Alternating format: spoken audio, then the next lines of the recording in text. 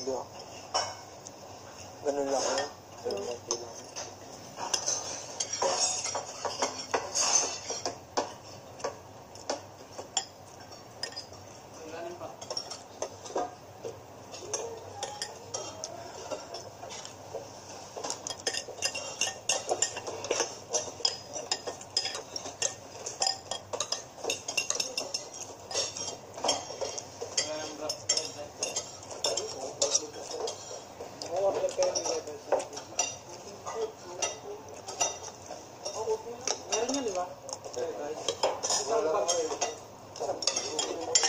Ilang kilo yung binibili nila? Pero isang bag yung 100 ka. Isang bag na yun? Hindi ano, okay, isang bag. Pang ilang araw nila? Isang linggo kasi. Yung 1 kilo? Pero pag dalawa sila, mga 2 kilo. Hindi, kung hindi naman siya mag-refer, okay na lang. Okay kasi hindi na sinakain. Mabilis ka. Are you gonna get red rice next week? Nako na? You want red rice? 5 oatmeal na lang. Para lahat. Mga 5 kilos ng ano? Oo, dagdagan mo. Oatmeal. So yun, mas yun. Hindi, sa bagay. Hindi na merienda natin, no? Saan lang, pinakain na, babayan lang dyan.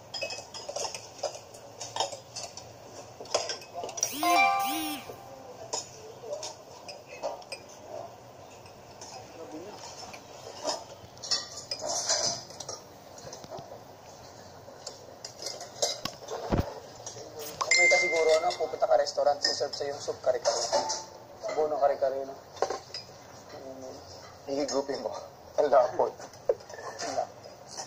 Nung nasa Baguio kami. Sabi ko, meron po ba kayong kasi order kami chicken. Parang piniritong chicken. Nasa karinderya lang kami kumakain doon sa Baguio. Parang pilihan ng tapos may bulalo, masarap. Sabi, meron po kayong ang tawag dito? Mang Tomas? Sarsa?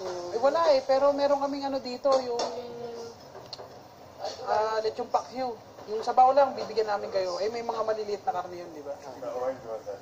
Pagkatingin namin, sarap. Isa na rin po lechong paksiw. Automatic no? Sarap. Doon kami kumakain, mura pa. Sabaw? Yung isang gano'n na bulalo, yung kulay pula. Yung saan to? Sa Gram? Sa likod ng Hindi, tsaka yung kumain sa Baguio, may makakasama ka. Burnham Jollibee. Tapat Burnham Jollibee. So sa likod ng Jollibee, may pilahan. Anong Jollibee dun sa may building? Napakatamis. Wala kasukal. Jollibee nga session food? Hindi, tapat ng Burnham Basta sa tapat ng Burnham. Alam ko na sinasabi. Yung sa tapat ng, yung sinasara nila na wagwagan. Yun. Oo nga pala, pamilya ka nga pala doon. So nandun, sa likod nun, pila ng jeep. Oo, alam ko rin sinasabi mo. Yung parang may part naman yung mga halaman tsaka puno. Hindi. Diba ito yung Burnham? Ito yung Jollibee.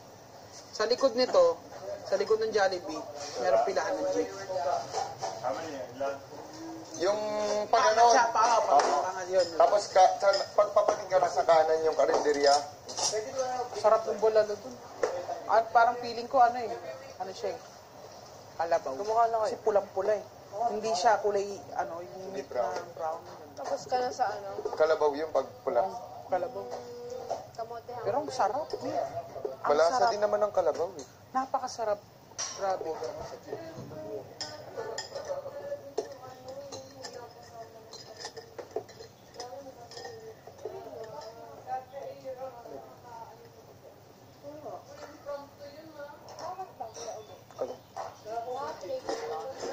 Yung mga particles niya, allergens. May yung sinasabi mo na na hindi sinasadya yung Viagra? Intentionally, ginawa nila yung for high blood. Tapos nung testing time na, tinest nila lahat yung 40, parang 40 ata yung lalaki na tinest nila. Isa lang ang response ng mga lalaki. Akala nila intentionally ginawa yung for erection, pero hindi talaga para doon. So nakita lang nila, side effect to ng ganito. Gamot din siya sa puso. So hindi talaga yung ginawa para initially para sa erectile dysfunction. Na-discover lang nila during the testing period Hindi, na bari kunyari, ano ka na? Ano bang tawag doon? Hindi ka na... Hindi ka erectile na, dysfunction. may hindi ka na ganun talaga. So, hindi na talaga siya nagpa-function. As in, paano yun? Pag uminom sila ng gamot, doon... Pero mahirap kasi may oras na talagang ano talaga siya. So, mahirap din kasi kahit kunwari tapos na, nakaganon pa rin. Kailangan mo ubusin. Ubusin talaga. Meron nga yun, meron sa YouTube, sira ulo siya. Dinikdik niya yung Viagra. Tapos nilagay niya dun sa Gatorade ng kaibigan niya after nila mag-gym. Tapos ito kang kaibigan, tapos binidyo pa, sira ulo. Huwag ganun siya maglakas. Sira ulo! Ganun siya. Puti pa naman. Lalalaking tao. Kahit alam mo nakaganon na siya, obvious pa rin talagang. Grabe.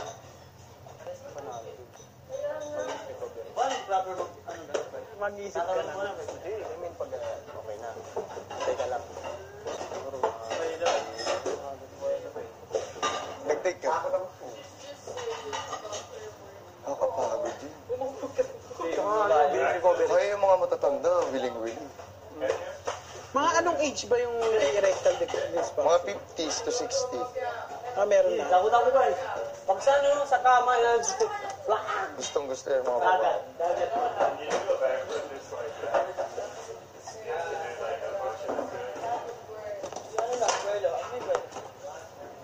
Buelo.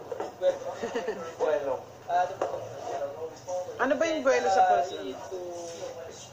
The time you do it. Timing. Buelo is the timing. The time you do it. Like, here's the ready part. And what is the motion? Like, if you arrow somebody, this is the buelo. That is the one. So you release it. The time you stretch, what is the buelo? The motion that you go to that point. Like getting ready? Getting ready.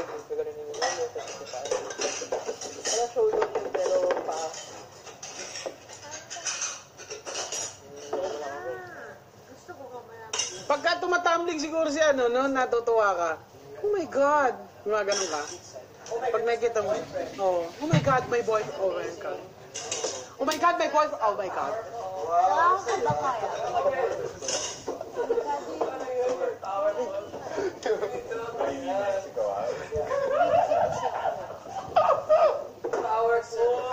Powerful. Pero parang meron akong kaklase nung kami dalawang showdown.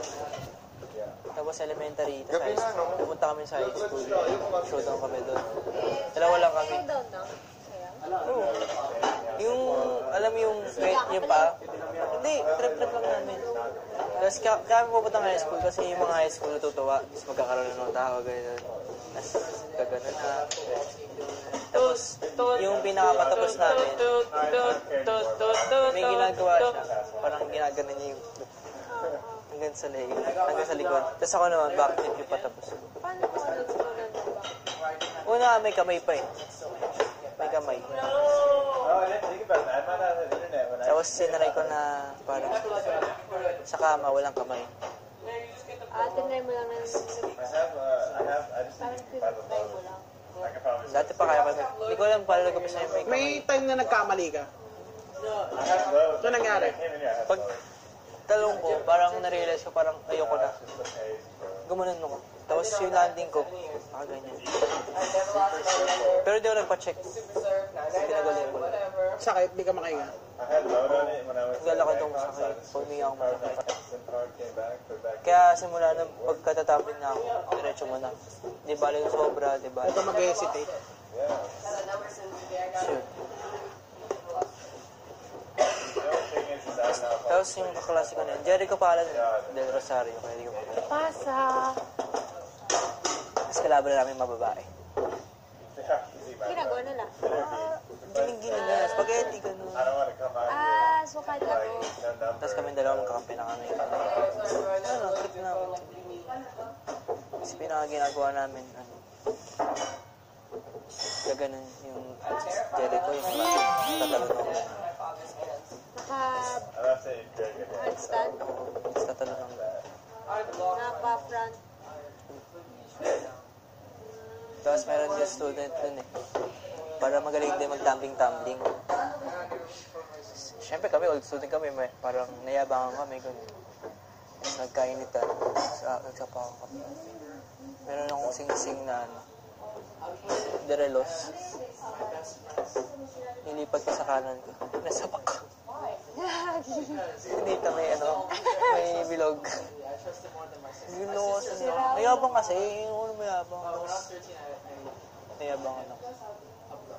Una tulakan lang. May tunulak na ako. Ano ko? Nakikipag-away ka pala eh. Dati pa yun, ganun na yun.